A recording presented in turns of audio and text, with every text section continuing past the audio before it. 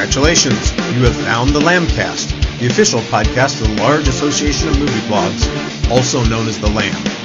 The Lamb is the largest collective of online movie blogs and podcasts with 2,000 members and counting.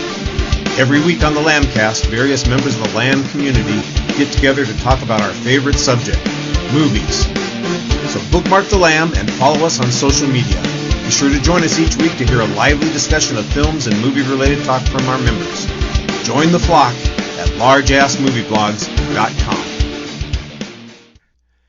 You know Clark and Rudolph and Arnie and the Grinch, Ralphie and Judy, but no David Lynch. But do you recall some of the least known holiday films of all? The Lambcast is Christmas movies, don't even have any snow. And if you listen this week, off to the movies you'll go. Hello everyone, and welcome to a bad Weird Al ripoff on the Lambcast. This is episode 756 of the Lambcast, the official podcast of the large association of movie blogs, and I'm your host Richard Kirkham from Kirkham A Movie A Day. This week is a recommendation show with a slight spin. We're looking for films to recommend for the upcoming holidays, but we want some less well-known movies. So we're going to skip It's a Wonderful Life, Christmas Vacation, A Christmas Story, and instead look for what can be discovered on Netflix, TCM, the Criterion Channel, or Tubi. Maybe there's a great treasure from the 60s that no one knows about, or a Hallmark movie that's actually worth 90 minutes of your time. We have 4 guests this week who have a bag full of goodies for all of you on the nice list. Let's meet them now. First, if you hear Santa being referred to today as Father Christmas, the name probably comes from Tony Coogan of Coog's Reviews and the Wicker Man podcast. Welcome to the show, Tony. Yeah, thanks for having me back on. Glad to have you with us. Hanging her stocking in Philadelphia, but really wishing it was a walk-up in New York City is Nicole Ayers of the Mad Lab Post. Hello, everyone. Happy to be here with some stocking stuffers for you. Excellent. Next, he doesn't need snow in sunny Southern California. He'll just stop at the Nakatomi Plaza for some holiday cheer. Welcome, Aaron Neuwirth. I actually have been to Nakatomi Plaza a couple times so far this past few weeks. They'll chase you off, if you start taking pictures. You know what? They don't. You can just kind of walk around Fox. It's very fun. Excellent. And finally, a new guest has crawled down the chimney to join us this week. Matthew Poirier of, the DTV Connoisseur has joined us for the first time. Welcome in, Matthew. Excellent. Thank you for having me. I'm excited to be here.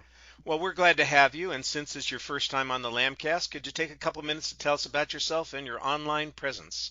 Yeah, so Direct-to-Video Connoisseur, it's a site that I started in 2007, kind of looking at direct-to-video movies sort of all across, different genres and everything. I learned very quickly when I started it that I learned 2 things. One, that Direct-to-Video Connoisseur is hard to write, hard to say, all those things, so I probably should have picked a simpler one. I wanted to evoke this image of like an Alistair Cook, masterpiece theater type with an ascot, watching Dolph Lundgren movies, but we had that. But the other thing I learned is that the ecosystem was not very robust when it came to action movies, so that the site has really slanted more towards low budget action over the years. So we've added a podcast in 2014. I did take a bit of a hiatus between 2015 and 2019, but we've been going pretty strong here, posting reviews once a week and a podcast every week. We've had a couple of Lambcast members, Todd Liebenow from Forgotten Filmcast and Will from Exploding Helicopter have been on. Excellent. Will has a very particular approach to his podcast. It sounds like you have a similar kind of narrowcast for your show. Yeah, sometimes, but to be honest, actually, it's kind of funny with people like Will. It's kind of like I let them do whatever they want on the show. So, yes, we kind of stick with a DTV bent, but I do kind of let them do whatever they want. Well, we're glad to have you with us, and pretty much we let people do what they want on this show, within reason. Sometimes I scream at people if they talk too long. Hardly ever do I do that, really. But occasionally I do edit you afterwards. So if you want to know if I've cut you down, you have to listen to the show yourself. All right, we're going to get started here. I've asked our guests this week to bring at least 3 movies that they could talk about that they'd like to share in a round-robin format.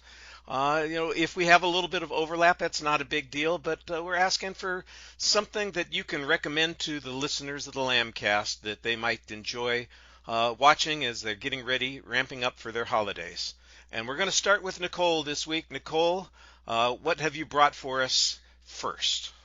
Well, first I brought a movie that I hope I didn't mention previously. It's called Star-Crossed. It's a short film directed by Pat Bradley, It's a drama that came out in 2023. The trailer is up on YouTube. The film is around 5 minutes. And although this is a Christmas movie, it's a bittersweet movie and kind of tragic. But I thought that it would be a good title to recommend because I think more people should see it. It has a twist at the end that I didn't see coming, and I wasn't expecting at all.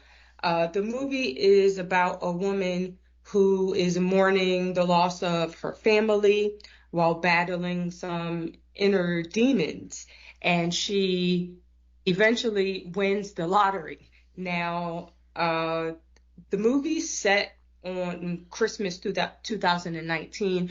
I don't like a lot of flashbacks, so I like that this movie kind of moves forward instead of backward. But there's sort of like a tradition in her family where they buy a lottery ticket on Christmas to see if they can win and pay for their daughter's transplant, I believe. I've only seen this movie a few times, and I didn't rewatch it this year. But I remember they have a daughter who needs a medical transplant of some sort, and the couple purchase a Mega Millions lottery ticket.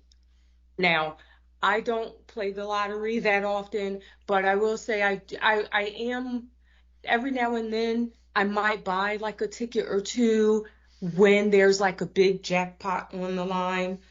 But the year after I think her daughter passes, she buys a ticket, and she's suffered some great losses between then and now, like the current day that's in the film, and she wins the lottery, which would be good news for the average person.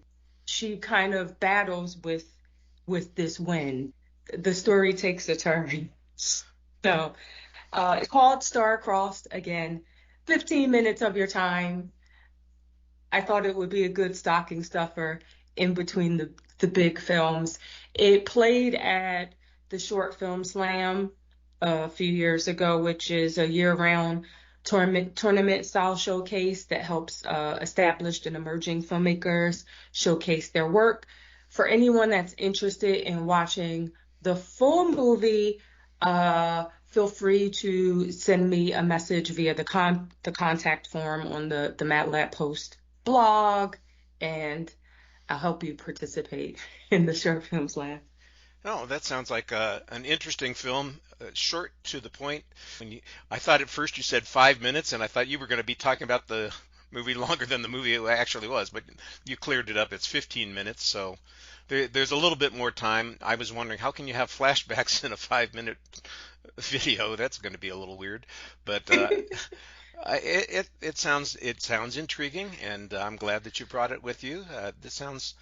I'm going to be interested, so you're going to have to send me that link. All righty. Aaron, what did you bring with you to the show today? Well, I had a number of options here, and once again, I was annoyed that I couldn't find any good Hanukkah movies. And I certainly searched. I was like, is there some undiscovered thing I don't know about? And I found nothing. Is that Adam Sandler thing not count? I said no good Hanukkah. I feel like I was very clear in what I said. I chose my words. Yes, you were very specific. So to start this off, I'm going to go with a film called Klaus. It's an animated film. It's on Netflix. It's a Netflix original. Yeah. I'm a big fan of it. It's one that's come up multiple times for me over the years since it's been released, as far as I want to watch this because I think it's just quite clever. It's directed by Sergio Pablos. It stars Jason Schwartzman as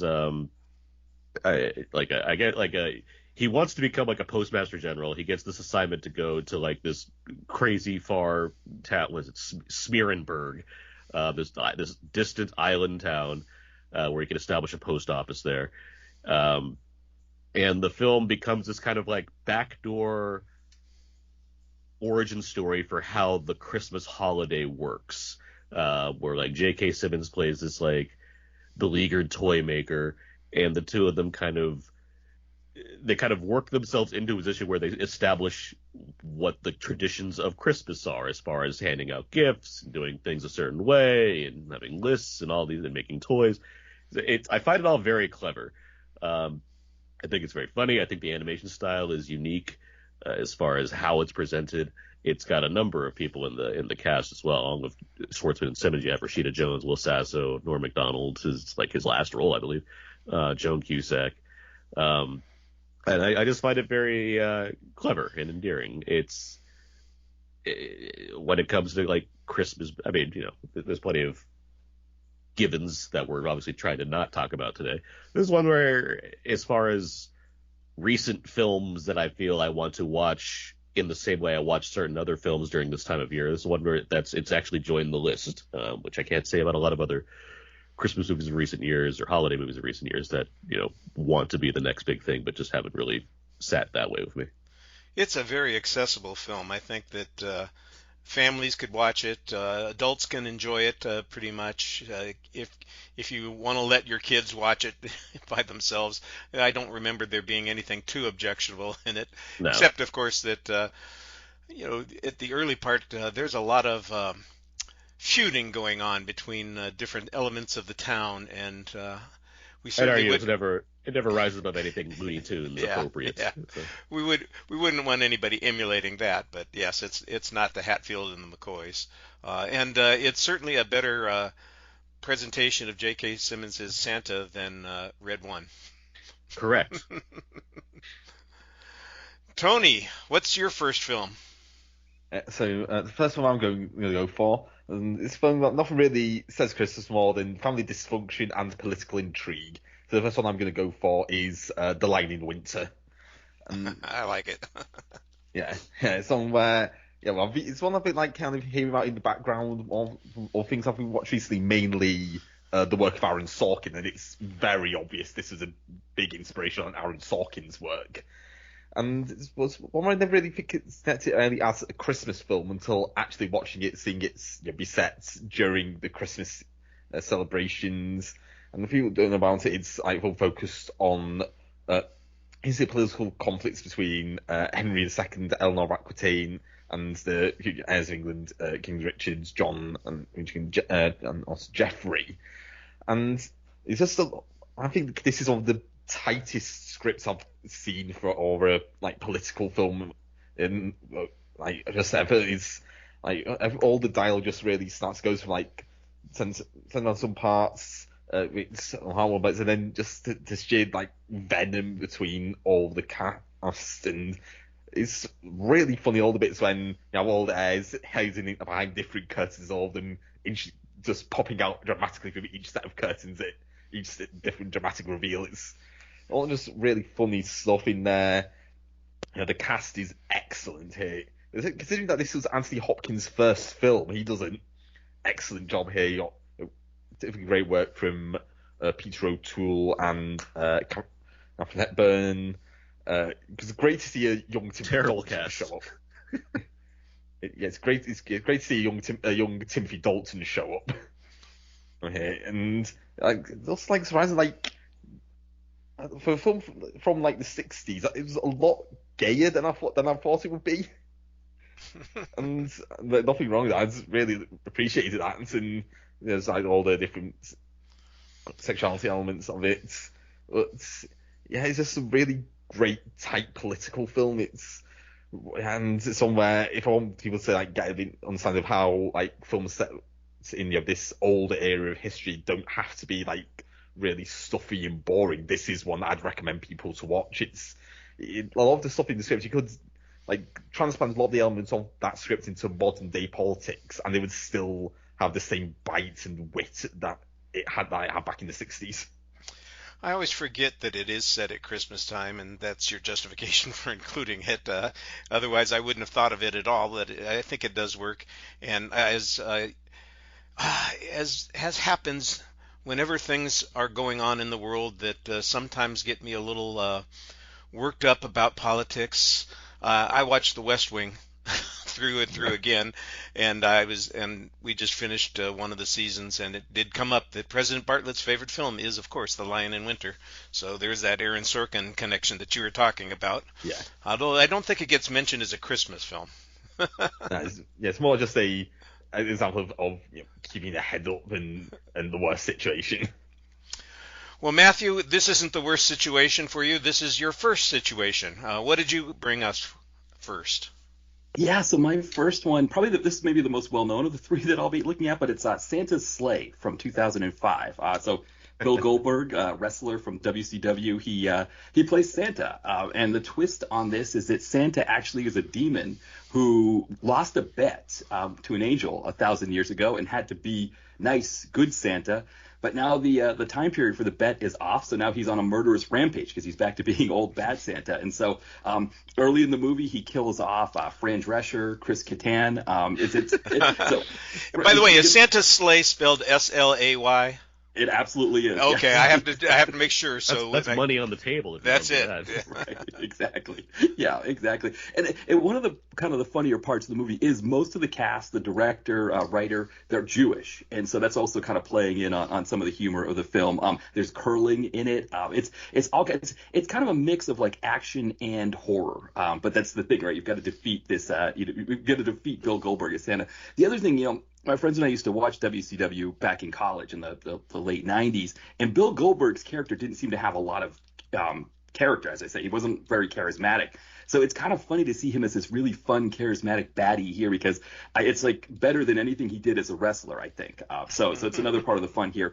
In terms of availability, it looks like it's on Starz now. So I had, used to be on like Netflix and all of those, and you probably could get you could probably rent it for like $4. But it essentially takes all of the mushy, like that sentimentality piece of Christmas and just chops it up with an axe. And so I think if you need that, if you've been maybe just maybe especially if you work in retail and you're listening to Christmas songs all day and everything like that, maybe you need to come home and experience that. Or you'll be showing up at work the next day with an axe ready to play Santa. Yes, I got Right, you. exactly. Has anybody else seen this film? This sounds like a lot of fun. I mean, it's going on the list. Yes, absolutely. Likewise. If streaming is limited because of the BitTorrent, it'll be because all of the listeners of The Lamb are going to be watching this movie this week. I like that. I'm going to be looking forward to that. All right. Well, the movie I brought is a little bit more traditional, probably a little sentimental, not that sentimental, and it's also fairly recent. It's The Man Who Invented Christmas, which is the story of how Charles Dickens came up with A Christmas Carol. It's obviously set in Dickens' time. I think it's 1843, and Christmas is a holiday, but it's not a big holiday. It's a minor kind of thing that a lot of people don't even bother celebrating. And Dickens is struggling financially. He is in debt. He needs to come up with a story to sell. He's been a very popular author. He's just returned from a tour in America where he did presentations of his work, and so he's well known, but he is, of course, spending the money as fast as it comes in. Gee, imagine that. What kind of world was he live in? So he has to come up with a story that he can sell, and so this is kind of the background of how he came up with A Christmas Carol. And there are it's also a fantasy kind of film because he envisions the story as he is writing it. So it's mixed with other characters. Jonathan Pryce plays Dickens' father, and Christopher Plummer plays Scrooge in the imagined story. And I think this must have been very close to the end of Christopher Plummer's career. He may have made one movie after this. I'm not even sure. I didn't check to see. So, it's one of his last roles. And I did notice when I looked at some trivia that he is the 9th Academy Award winner to play Scrooge either on stage, on the radio, on television, or in the movies. So apparently that's a pretty important character in media.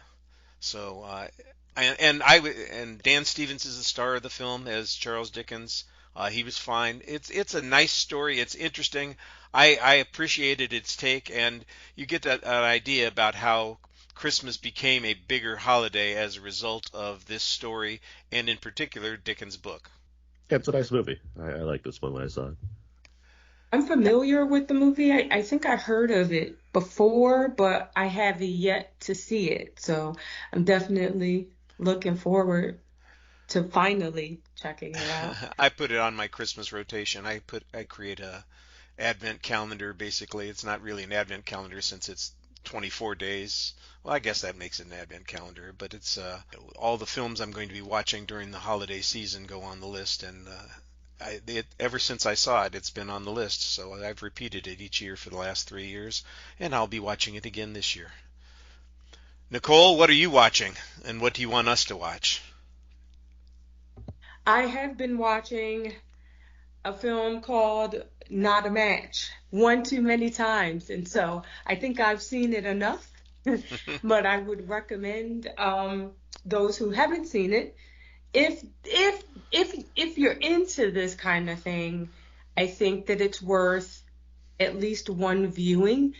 It's another short film called Not a Match that was part of the Short Film Slam in 2019.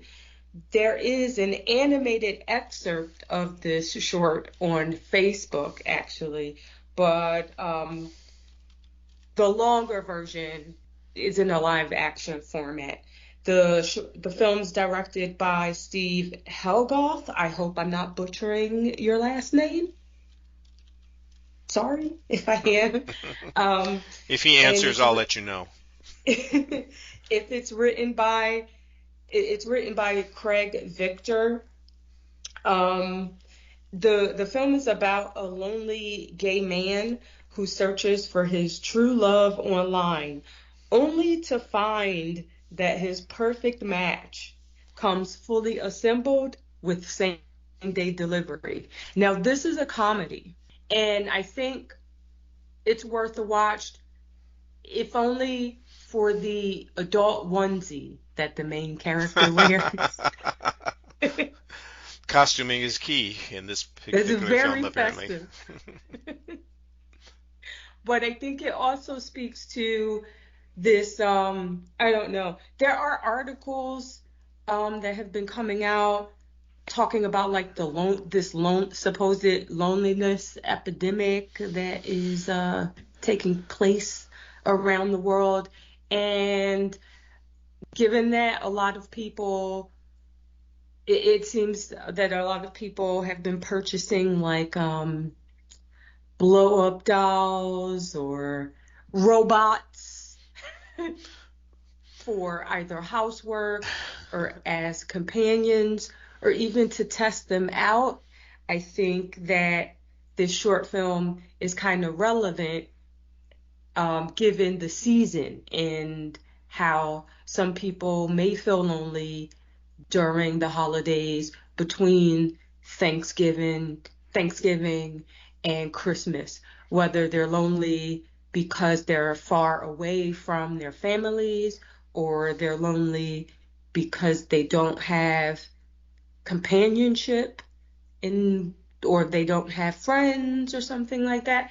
I think maybe some people might relate to the film, and those who don't, maybe they'll have some compassion for people, for others who aren't as blessed as they are.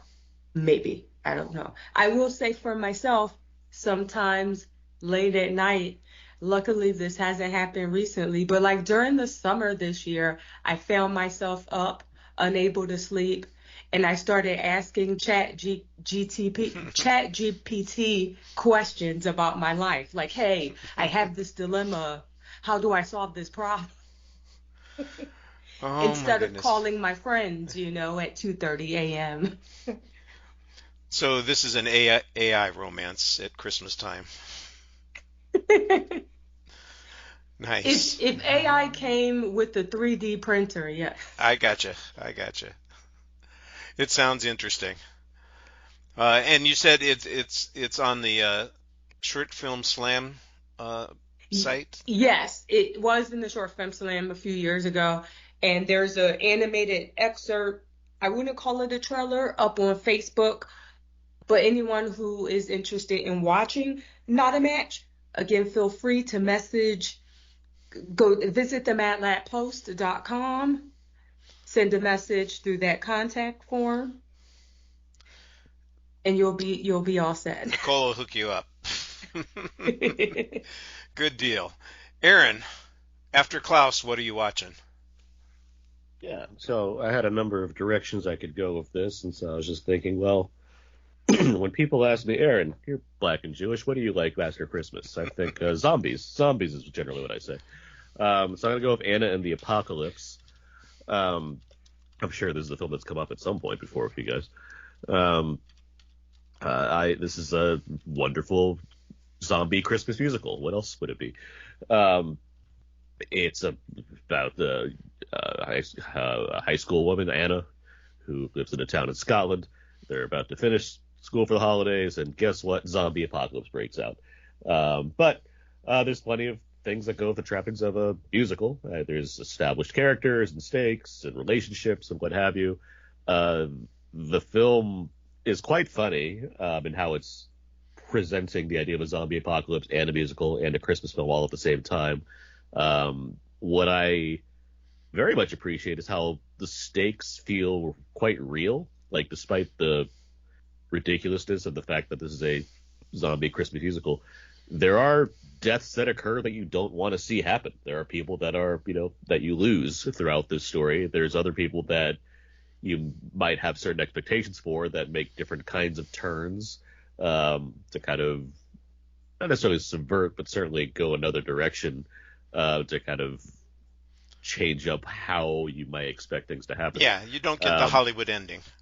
For sure. And the songs are great. It's a well done musical from that take on how you make songs around this thing that are like fun and yet still fit thematically and are clever in their writing. Strong work all right. Ella Hunt is the lead, Anna, who's since been in a number of things, including that Dickinson show that was on Apple, among other things. And it's also, it's a zombie movie, so it's quite gory. There's plenty of brutal things that happen when you deal with zombies in movies. It doesn't kind of shortcut its way out of that. So, no, there's just a lot to appreciate about a zombie Christmas musical. Well, apparently you haven't kept up with the movie of the month for Christmas for the past couple of years, because this was last year's movie of the month for December. If anything, I probably voted for it. It was, and we had a great discussion of it. Everybody's very enthusiastic, and all the things that you said so far are true. There you go. Tony, what's next on your list? So I'm going down the animated route for my next choice, and for one of my favourite animation directors who sadly passed before we really properly appreciated his work and lost a lot of great stuff behind. But before he did give us this brilliant Christmas film. It's Satoshi Kon's Tokyo Godfathers. Great pick. Yeah. So the film focuses on 3 homeless people in Tokyo who find a baby abandoned in the rubbish and go for a search to find the baby's parents. And this goes through different areas of Tokyo. It's that bit of exploration of how the Japanese traditions towards Christmas, how some of those elements being adopted by Japanese culture. It's and also a bit about the different aspects of family, the family that the 3 homeless people have found, the community that they have created amongst themselves, explorations of gender identity with one of the characters being transgender, and just really bittersweet in parts, funny in a lot of parts, as bits of magical realism, especially towards the 3rd act. I'd say it's probably Satoshi Kon's most accessible film. It doesn't go as out there as stuff like Perfect Blue or Paprika. It has a lot of great editing choices that you get with Kon's films, and something I always say is if you ever want to understand how great editing can be, especially in animation, you should watch a Satoshi Kon film, and all like the great stuff he does with his style of presence here. The animation is excellent, as I've come to expect from Kon's work. It's great. It's also a shame that this is one where like real attention towards this film didn't really happen until, at least to my knowledge, didn't happen until after Satoshi Kon died, and we didn't really get to see what more of these ideas that Kon could have explored if he'd lived longer.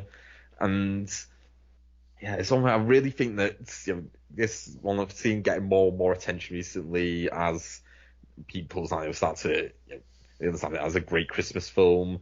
I'm pretty sure that I put this forward for Movie of the Month a few years ago, but didn't win. And I'll probably maybe put it forward again to get more people to watch it, and at least get more people to watch Kon's work. Well, I've not seen this one. I did see the John Ford film. It sounds like it was based on. It's interesting. And you say it's animated, so that also makes it a little bit different. Something that'd probably be very interesting to look at. And it is based on the John Ford film. Of course, good deal. Good deal. You can't go wrong with Tokyo Godfathers. That's just a good movie all around. Matthew, it's your turn. Yeah. So my next one up here is a direct-to-video action film from the 90s called Riot. Actually from 1996. Some one we actually discussed recently on my pod with Todd Liebenow from Forgotten Filmcast and from the Lambcast here. And it's the basic story is there's a riot happening in LA after a couple kids are shot by the police, and so there's a riot. And in this riot on Christmas Eve, a model and daughter of the British ambassador is kidnapped by one of the gangs. And so Gary Daniels, who's like a low-budget action star, who I'd never really heard of until I started doing the site myself, he just happens to be in LA training soldiers, and the ambassador calls him to bring the money to pay the ransom. So he is going through this riot on Christmas Eve to pay the ransom. We think it's going to be maybe like The Warriors. It could, maybe a buddy cop, because it's also got Sugar Ray Leonard in it. But really the story never really pans out quite that way. It's kind of, it's classic PM Entertainment. If you've never heard of them, PM Entertainment, they're a low-budget company that started in the late 80s, early 90s. They first started making movies with guys like Lawrence Hilton Jacobs from Welcome Back, Kotter, Wings Hauser. And then they started Don the Dragon Wilson, Gary Daniels, and later like Jeff Fahey. But one of the big hallmarks of this film is it's action directed by Spiro Rosatos, who's known for like a lot of the big 2010s action films, so like the Fast and Furious series, the Captain America Winter Soldier, but then also stunt work. The two stunt workers underneath him are Chad Stahelski and Darren Prescott, who Chad Stahelski from the John Wick movies, and Darren Prescott actually worked on the John Wick movies as well, but also like Deadpool. So a lot of names that like 2010s action that like kind of made the 2010s for action what it was. These names are here making this movie, and the action really does kind of live up to that. I mean, you've got flaming guys on motorcycles, you've got cars blowing up, exploding everywhere, and again, it happens on Christmas Eve. We get that sort of this end of the movie at Christmas morning. Interesting, because PM likes to pull things from the headlines. So this is 96, so it's a few years after the LA riots, but the way the movie ends, we're like, the sun comes up the next morning on Christmas Day and suddenly everything's okay, felt more like the New York 77, the power outage feel. It has more of that kind of feel to it. But yeah, the twists and turns, you kind of have to deal with the fact that the story's going to be all over the place, but it's a fun Christmas actioner. And again, with those kind of names doing the action, it definitely works in that sense. Flaming guys on motorcycles are going to replace Rudolph in the Sky. I can see this is going to be a theme. Right, exactly. Yes, and you can tell the way he shoots it. Spiro Rosatos is kind of known for that. Like, I think it was one of the Media Cop movies where there was a flaming guy like kind of jumping out of a window. In PM Entertainment movies, he has more flaming guys falling off of things, jumping out of things. And the way he shoots it, it's like very closely cut. So you can kind of see the different cuts in it and the different angles and everything, because you can't definitely have somebody on fire for 2 minutes riding a motorcycle. It's not safe. I am so ready for this. An action movie for Christmas with the kidnapping and the military. Like, It's at the top. It's at the top of my list. Yeah, it's on YouTube right now. It's a shame because I think so. So Gary Daniels, he's known for what we call the 3 R's of PM entertainment, which he did with like Spiro Rosatos and other names. Rage, Recoil, and this one Riot. And this I think is the only one that's not on Tubi or one of the other streamers. But it is on YouTube, and the YouTube quality is pretty good. So you have to make sure you type in Riot 1996. That way you'll find it because again, there's so many other riots out there. Okay. Yeah, and don't narrow it down by LA Riot because that could be any number of films. Right.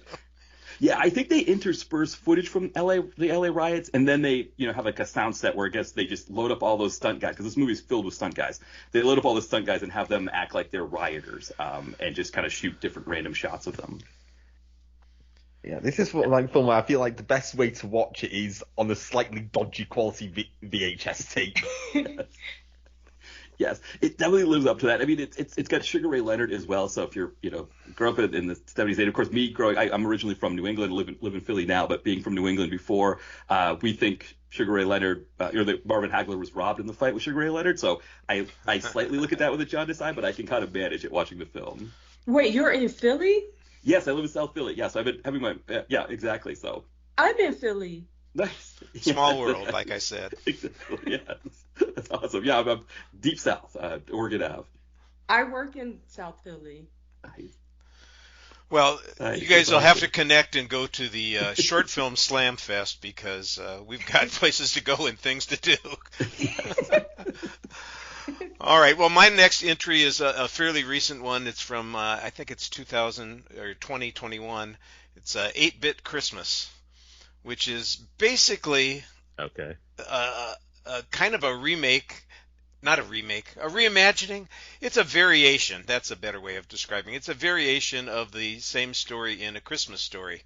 A kid wants a particular Christmas gift and struggles to figure out a way to get his parents to get it for him, tries to find his own way of getting it for him. It's told in a kind of a nostalgic way because it's being recounted by a father to his daughter about what she wants for Christmas, and he's talking about the Christmas that he had when he was a child, which was of course set in the 1980s when the Nintendo Entertainment System was the hot item and all the kids wanted it. It's a lot of fun. It's nicely done. The kids in it are pretty good. The story, like I said, has some nice twists and turns in it. I think most people will enjoy this one because, like I said, it's got some of the same elements that A Christmas Story has. And I never thought that Steve Zahn and Darren McGavin were equivalent characters, but there they are, right there, fulfilling the same kind of thing. The father who is more benevolent than you might imagine, who really is the father that we all want to have at some point or other, and I think it's got a nice tie-in at the end of the story. It stars Neil Patrick Harris. He's the father who's telling the story to his daughter about his own youth, and then there are a bunch of kids that I didn't recognize, and like I said, Steve Zahn is in it, and I'm sure that most of the kids are in other things. I just haven't followed up on it. And like I said, I think it's pretty popular over the last couple of years, so I'm sure that anybody can find it. It's not going to be inaccessible. It was like a Max movie, wasn't it? Yeah, that's what I'm seeing was Max. That makes sense. That makes sense. Definitely a movie I've watched. Apparently Aaron's not as enthusiastic as I am. Well, here's the thing. I don't remember anything about it, but I can't see my rating for it on Letterboxd. Fair enough. Nicole, what's the last film you've got for us? The last film that I have is a film that I feel like I have to mention. It's a comedy, but unlike the second recommendation, Not a Match, it does not come with a holiday adult onesie, and it does not come with hot and sweaty lovers that you can order by mail. But I found it funny when I saw it, the one and only time that I saw it. But given that I recommended it for Movie of the Month, I feel like I have to recommend Tyler Perry's A Medea Christmas that came out in 2013. I'm sure I may have mentioned what it was about in the episode that I recommended the film on, but it stars Tika Sumpter, Larry the Cable Guy, Chad Michael Murray, and of course Tyler Perry's Medea. It is about Medea accompanying her niece Aileen to a small rural town to pay a surprise visit to Aileen's daughter Lacey, who lives on a farm. And Lacey refuses to come home for Christmas. So her mother decides, okay, well, if she won't come see me, then I'll go see her, but I won't tell her. And the real reason that Lacey doesn't want to come home for Christmas, however, is she's avoiding her mother because her mother is very critical and judgmental and narrow-minded, and Lacey doesn't want her mother to know that she secretly married her college classmate named Connor. Connor happens to be white. And so when Aileen and Medea arrive at the farm, Lacey tells her mother that Connor is an employee. But that lie spins out of control, and there are some secrets that are revealed in this movie that have nothing to do with the secret marriage that I found pretty interesting. And although I never saw the movie with Sidney Poitier called Guess Who's Coming to Dinner, this movie made me think about that movie, in that if it's not similar, it might be the storyline might be sort of like adjacent and in the modern era or what have you. But it's comedy. I found it funny. And I also put it up for movie of the month. So that's why that's my recommendation. My last. I'm glad you got a chance to talk about it, because I can tell you right now it's not going to win the movie of the month, Paul. Yeah, I didn't think that it would. I just wanted to throw it out It's there. okay. Since you asked, I figured. Yeah, no, I hey, appreciate your volunteering it. You know, Yeah, it's a holiday movie. What are you going to do? That's what we'll be talking about, and I'm okay with that.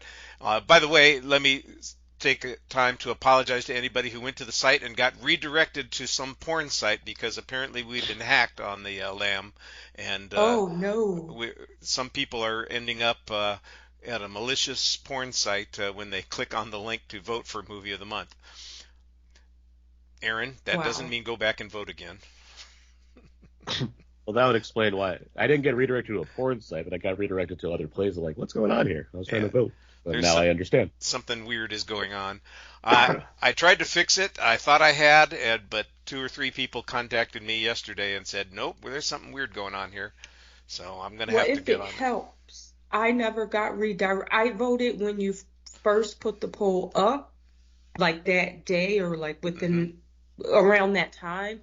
I didn't get redirected, so I'm not sure if the hack happened later, like a few days between then and now. But that's interesting. Yeah, no, and it's not just that link, because when I went in to edit some other shows, I was trying to go back and fill in some information, and in my editing tool, I got redirected at some point. So I thought I had cleared it up. I'm going to have to go and talk to our host site and see if they can fix it, because I have no technical expertise when it comes to fighting these things. Aaron, Look, where does your technical expertise lead you next? Well, let's see. I had an animated film. I tackled a zombie Christmas musical.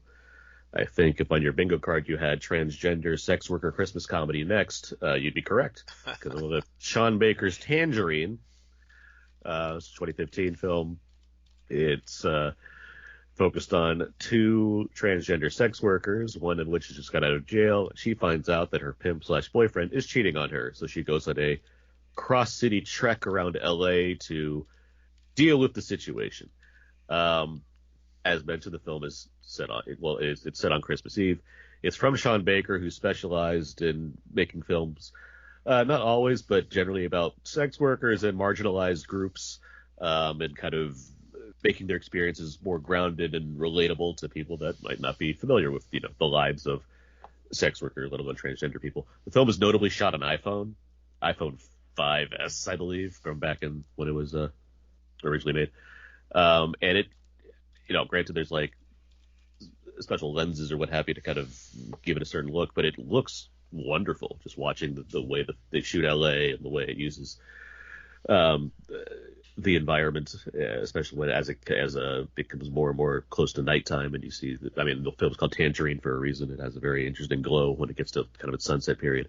The film was very funny, not unlike other Sean Baker films, despite having this sort of wild premise and using, again, marginalized groups as their topic. He has a way of creating screwball comedy kind of antics from the scenarios presented. So there's a lot of scenes of people bickering and arguing with each other that are just very funny to watch amidst all the chaos taking place. And in terms of despite the fact that it's set, aside from the fact that it's set on Christmas Eve, in terms of how it fits in Christmas, it features things like friendship and generosity and redemption and gifts and kindness. It has a lot of qualities that fit very much for a Christmas movie. And it's just a very enjoyable watch. Not exactly one that you bring all the kids around, but it's certainly a fun movie to take in. Yes, Aaron, bring the whole family together for Christmas Eve viewing of Tangerine. Nicole? Yes, Aaron, I'm so happy that you mentioned this movie to remind me so that I can be reminded to watch it. I read about Tangerine back in, you said 2015, or back when it was playing on the festival circuit. And when I read about it, I wanted to go see it, but just my schedule, I had some scheduling conflicts, and I wasn't able to catch it at one of the screenings when it was in the theaters at like 2 different festivals that I was checking out in different cities. And when I read about it, it sounded like an interesting film to watch, and I put that on my to-watch list, and then life happened, and I forgot about it. So I got really excited when you mentioned it just now. Like, oh wait, oh my God. I know it's available because it came up. Go ahead. It's on Netflix and Hulu right now. It's very accessible. Yeah, I was just going to say, I saw it being promoted. It must have been Netflix because I was watching something on Netflix yesterday, and I know I'd seen the listing for it. So it's easily available, people. Tony, is your next one easily available? Well, I don't know how easily available it is out in America. I know I can find ways to watch it in the UK at least.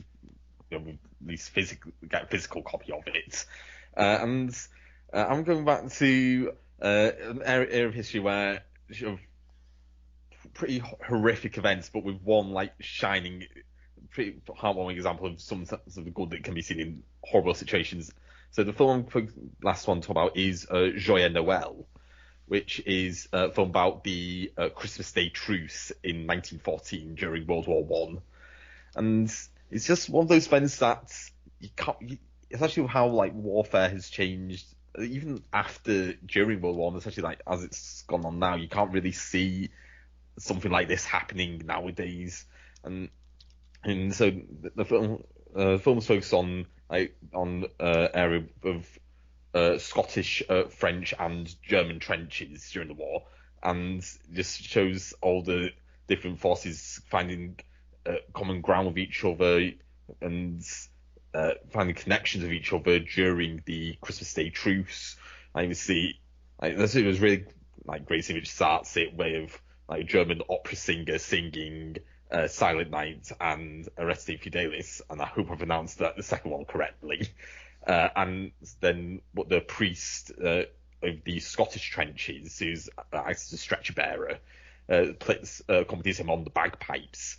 And then as the harmonies of the Scottish bagpipes and the German opera singer, and that bit of musical only is a great example of just the kind of heartwarming nature of the truce. And as the film goes on and we start to see how things go on as the war keeps going on. The soldiers who form friendships with each other during the truce just can't bring themselves to shoot at people who they consider to be friends.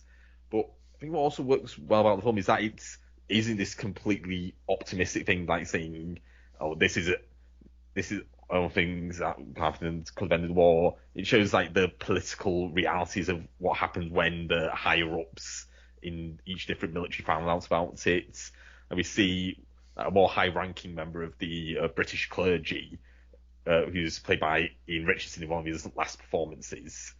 Have a very anti-German speech at the end of the film, which it's complete contradiction to the teachings of Christianity, and it shows that the actions of the truce are more in keeping with the message of religion than what's actually being preached.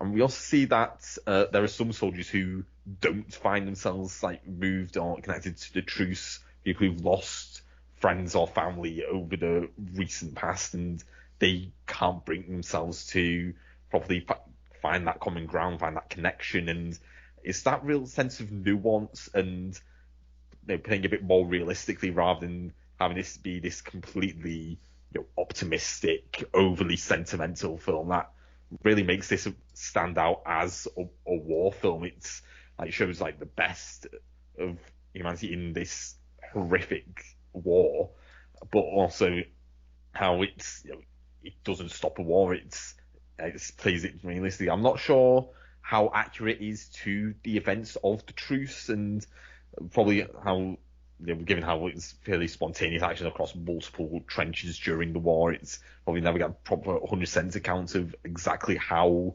the different truces started. But I think as an example of kind of the messaging Christmas and how it can be used to bring people together, I feel like this is a really underrated Christmas film. Yeah, no, it's a really good film, and I think that it's a good recommendation. It's one of those ones that's maybe off of most people's radar and deserves to be a holiday film. And I think you're right that the consequences are not nearly as hopeful as you would think, given the circumstances of the truce. The after effects are not great. Matthew, you got another exploitation film for us? Actually, I don't. It's kind of funny. We had a Santa's slave, Santa as a murderer. We had Riot with a riot and exploding helicopter and stuff like that going on. This is actually kind of a little bit more, I don't want to say traditional for a holiday film, but it's a romantic comedy called Make the Yuletide Gay, and came out in 2009, and it follows this main character Olaf, who is a young man who's going to college. He's open about his sexuality. He's out on campus. He has a boyfriend, and he has to go home to his family in Minnesota for the holidays, where he's still in the closet with them, and so they don't know that he's gay. And so he's planning to kind of just do the holidays with them. But then Nathan's parents, played by Ian Buchanan and Gates McFadden, so I always love Next Generation alum in a movie, they're kind of bougie LA rich types who decide they're going to go on a cruise for Christmas as opposed to spending the time with their son. So Nathan decides, because he doesn't know that Olaf is in the closet, he's going to go surprise him for the holidays. And at the same time, Olaf's parents are trying to hook him up with the neighbor girl that he grew up with, whose mom is played by Allison Angram, Nellie from Little House on the Prairie. So it's what I like about it is that with romantic comedies, I generally see them as kind of being contrived, and I don't think that's necessarily a good or a bad thing, but they're kind of contrived in the way that they keep the couple apart for whatever reason. And what I liked about this was a really more organic way of keeping the couple apart, that they were having to pretend that they were just friends while the parents were there, and the way it all resolves and everything was really nice. And it's kind of like the way Bill Goldberg was kind of destroying all the merriment of Christmas that sometimes I can't stand. This actually brings it back to me a little bit. I was a little bit more touched about this film. So this is probably my favorite Christmas movie ever. Well, that's a pretty strong recommendation, Although it doesn't sound like you're a big fan of Christmas anyway. Thanks for volunteering for this show. No, I do. I love it, and I don't. It's like, yeah. Sometimes I think it's one of those things when you're out shopping. Sometimes you've had enough. I've heard Mariah Carey's "All I Want for Christmas Is You" too many times, and I'm ready to. You know, but at the same time, I love Wham's "Last Christmas." So sometimes, there's some Christmas I like and some that I don't. But yeah, this movie it kind of engenders the holiday spirit in a way that I really appreciated. Well, good. One more visit with Paul McCartney at Christmas time, and you'll be done with it. Yes, exactly. Yes. All right. Well, my final film is easy to talk about because it's actually in theaters right now, and it starts streaming this week. So if anybody wants to buy it, it's accessible. It's The Best Christmas Pageant Ever, which I hadn't heard anything about it when before I saw it. I saw that it had been released. It was doing okay at the box office. I said, what's this all about? I don't know anything about it. And I went to see it. It has Judy Greer in it, who I think is terrific.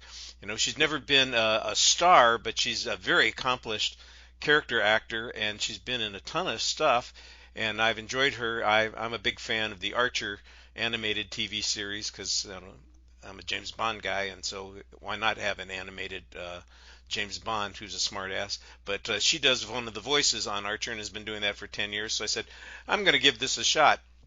And I enjoyed the heck out of it. I was a little nervous at the first because it does seem like it comes from a faith-based film company and that they've produced it. And although it has some faith issues and it takes place largely in a church setting, it's not really about those kinds of things. It's about the usual kinds of Christmas redemption things and respecting one another and having hope for the world. But it doesn't get heavy on all of the other messages, even though it's about a Christmas pageant that presents the nativity story. So it's a little bit at odds with itself, but it does a great job because the whole focus of the film is on a group of 6 kids, a family who are completely out of control. And they have dominated this small town and all the other kids in the town in a negative way. And they get involved in this Christmas pageant kind of accidentally. And it's the impact that it has on them and on the community. So the redemption is not just about the kids who are out of control, but it's about the community too. And I appreciated that message. And Judy Greer holds the whole thing together. She plays the mom of a different set of kids, and she's the one who takes over directing the Christmas pageant kind of in an emergency situation. And she's clearly over her head, but struggling to do the best she can and also kind of connect with these kids who they have some problems, and some of the problems are really poignant and difficult to face, and others are just the usual kind of kid stuff. So it was a very entertaining film. I expect it'll be on rotation in the future, but it's available now. So if anybody wants to go to a theater today, they can see it this afternoon or this evening, whenever you happen to be listening. Well, I think we've gotten through our list. We've got 15 films that we can recommend to you at Christmas time. Before we come back for the exit question, we're going to take a quick break here to hear from a fellow Lamb Podcasting Network show, and then we've got another question about some holiday films for you. We'll be right back. The Blueprint Review podcast is a monthly show where writers from the Blueprint Review website get together for a loose conversation about a wide range of films and physical media. In the show, the team reviews at least one previously unwatched disc from their individual collections, as well as talking about upcoming releases that they're excited about. So, if you're into films and shiny discs, go check out the Blueprint Review podcast. You can find us on most major podcasting platforms. We're back, and it's time for our exit question of the week. And since we've been talking about holiday films for Christmas, I just wanted to know if there are other holiday films that you regularly indulge in on their annual dates. And Nicole, we're going to start with you. Is there a Arbor Day film that you watch every year? There isn't, but I when I thought about this topic, I realized that I have some habits that are related to holidays. And one in particular is Valentine's Day. Although I think that Halloween, July 4th / Independence Day, and Christmas are the best holidays for movies. For some odd reason, I always, when Valentine's Day comes around, I always tend to pair it with 50 Shades of Grey. For some odd reason, that movie goes with that holiday. And I also have a strange habit of watching 3 movies back to back.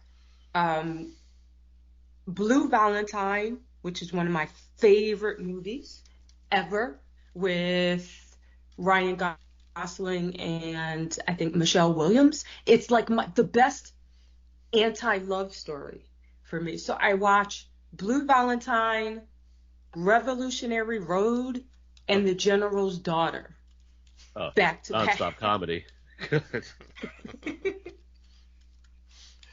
Any particular reason those things are linked?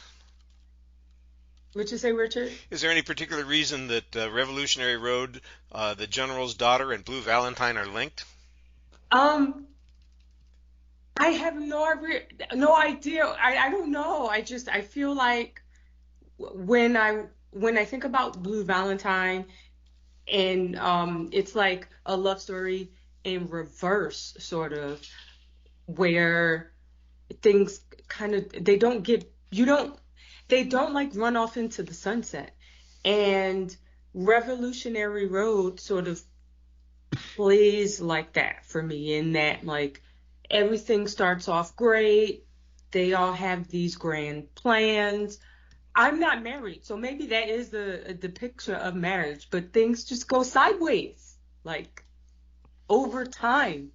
And tragic things happen in that film. And then The General Daughter, there are very, in addition to military politics, there's a weird, there are weird relationship dynamics in The General's Daughter. And it involves like trauma and tragedy. And for some odd reason, those 3 films just play together well with me. Like if I see one, I need to see the other 2. And so I tend to watch all 3 of them back to back, not necessarily in that order, but I have to watch all 3 of them. And then 50 Shades of Grey is the palate cleaner afterwards. Is that the deal? That's it. I don't watch that with them, but in February, I tend to think of 50 Shades of Grey, like, okay. Somehow it goes with Valentine's Day. I don't know why. Nothing says I love you like being tied up by Christian Grey. Right. Well, Matthew, have you got some holidays that you have a particular film or 2 that you indulge in? Yeah, this is kind of an interesting one. So, with Thanksgiving, obviously there's planes, trains, and automobiles.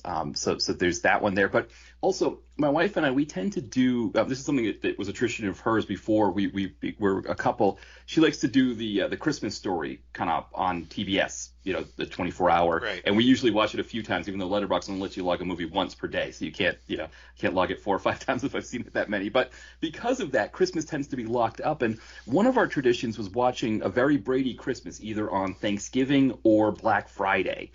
It's just one of those ones that I don't know why, that we've always associated, and even like just looking it up on IMDb now, I'm just associating with turkey and all, which I guess they have a big turkey dinner, so maybe that's part of it. So that's an interesting one there. And then my birthday's on April Fool's Day, so sometimes I will watch the April Fool's Day movie, the one from the 80s, just because it is my birthday. There's also another April Fool's movie with Jack Lemmon and Catherine Deneuve that is on YouTube. So sometimes, depending if I'm not doing anything for my birthday, like if I'm not going to go see a baseball game or something like that, those are movies that I might enjoy as well.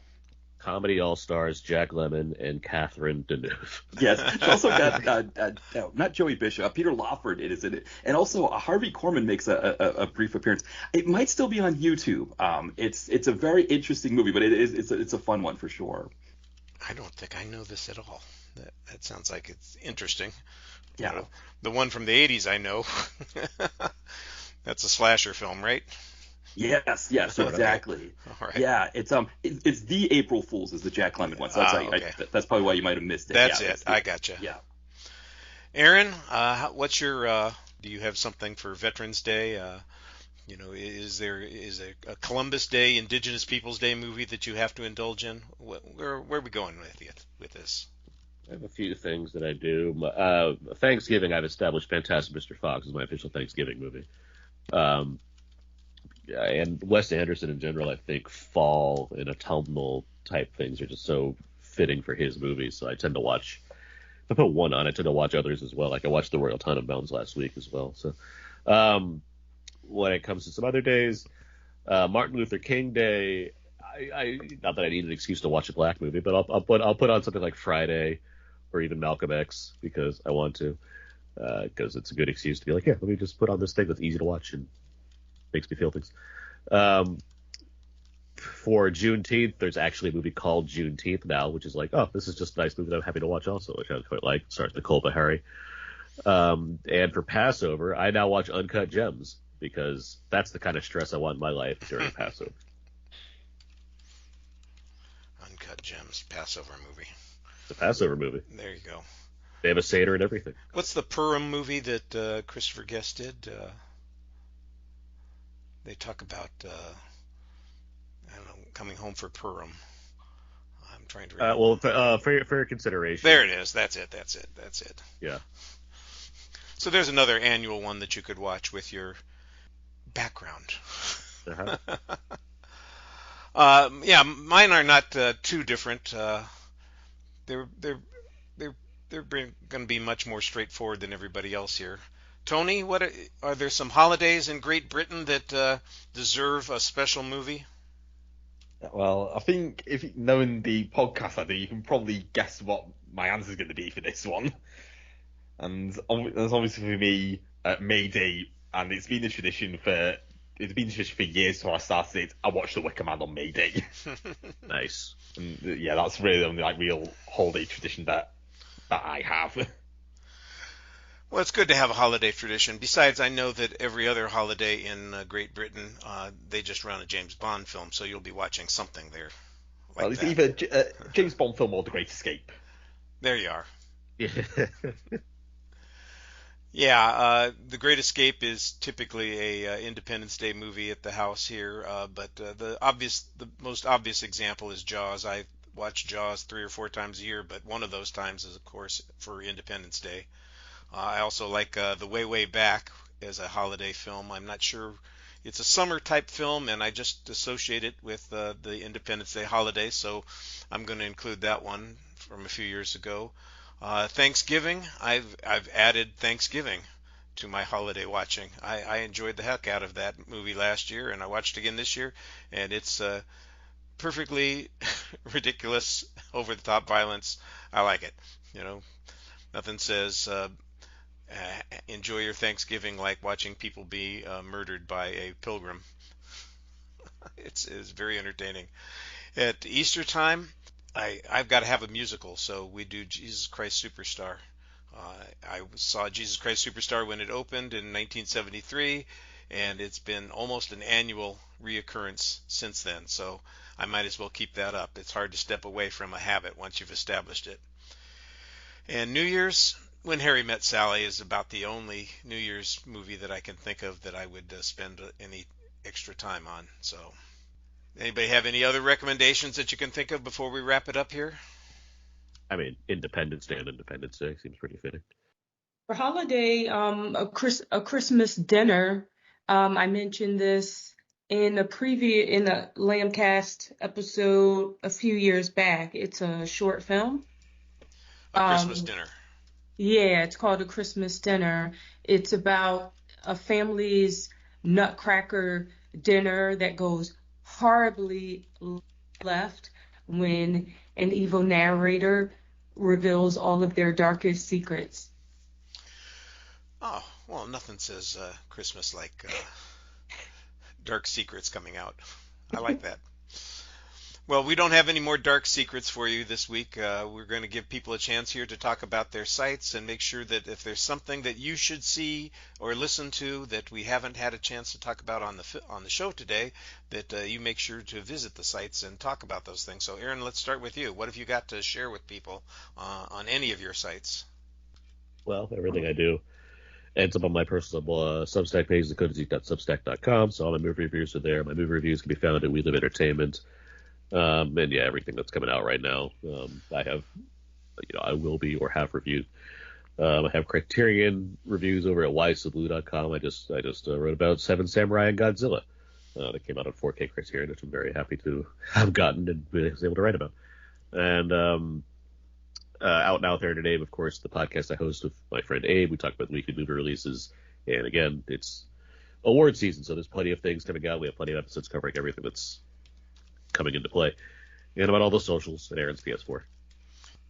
Nicole, did you have anything that you wanted to promote before we go? Only the YouTube channel for the Lambcast. Like this episode, subscribe to the channel, and enjoy. And if you're interested in the short film recommendations mentioned in this episode, then visit the mattlatpost.com, send a message through the contact form. That's all. Tony, what you got going on your sites? So yeah, my sites, I'm a bit behind on stuff within my sites. The most recent stuff I've got on my main site, Who's Reviews. Here's reviews from the this year's London Film Festival, and you can go and check out. And then, as always, I recommend search for my podcast, the Wicker Man Podcast. You can find wherever all podcasts are available. You don't have to wait for May 1st to listen to the podcast. You can listen to it anytime. I made sure to release the first episode on the May 1st. Good timing. Matthew, how about you? You got something that we could turn our eyes and ears to? Yeah, so my site is the direct-to-video connoisseur. It's dtvconnoisseur.blogspot.com. That's where you can find it. And that's where you can find links to everything. So the reviews are there. Our podcast, the DTV Connoisseur podcast, or the DTVC podcast, that posts every Tuesday night Eastern time. So depending on where you're in the world, it might be Wednesday morning. This coming up, we're going to be doing some Steven Seagal, but also we're going to do almost like a two-parter. We're going to do Silent Night, Deadly Night, and then Silent Night, Deadly Night 2. So we've got guests on to talk about those films as we kind of finish out the month of December. And then also I have a new book out, Nadia and Aiden. It's a novella about fraternal twins who travel to the U.S. They grew up in France, but their mom's from Philadelphia. They travel to the U.S. to get in touch with their American heritage. And so you can find that if you type in Nadia and Aiden on Amazon. Aiden is spelled A-I-D-A-N because it's the reverse of Nadia. It's spelled backwards. But you can find it right there. But also the link is on my website as well. Excellent. We'll make sure to put the links in the notes when the podcast gets posted on the Lamb site so that people can find that and hopefully enjoy. On my site, I just have the usual. If I see it in a theater, I'm going to be posting about it. And I did see the best Christmas pageant ever in a theater. That was not quite my most recent film experience. My most recent film experience was unfortunately Red One, which the less said about, probably the better. Not a good movie. So you had waited weeks. You knew the reception it received, and you're still like, I gotta go see Red One. It was a film that will be on Prime in weeks. Oh yeah. No. I put it off. I was a little pissed off when I was having trouble seeing Juror Number 2, which is from the same studio and played on only 35 screens, and Red One was opening on thousands of screens, and it pissed me off. So I said, well, I'm not going to go opening weekend. I saw it because it's a Wednesday night. I didn't have expectations. I was hoping, and my hopes were good for the first 20 minutes. I went, hey, this might not be so bad, and then the first 20 minutes finished. The most, and that's coincidentally the book of time J.K. Simmons is on screen. Yeah, that's it. Then the other 14 hours of that movie happened. Oh God, yes. All right, so let's not watch Red One, but let's watch all of these other movies that people have recommended here. And everybody have a good holiday season. Take care of yourselves. I want to thank my guests for joining me this week. It's been fun. Hopefully some of these films haven't been on your radar, and they now are, and you'll get a chance to catch up with them as well. Happy holidays, everybody, and remember to sing along with Rudolph the Red-Nosed Reindeer.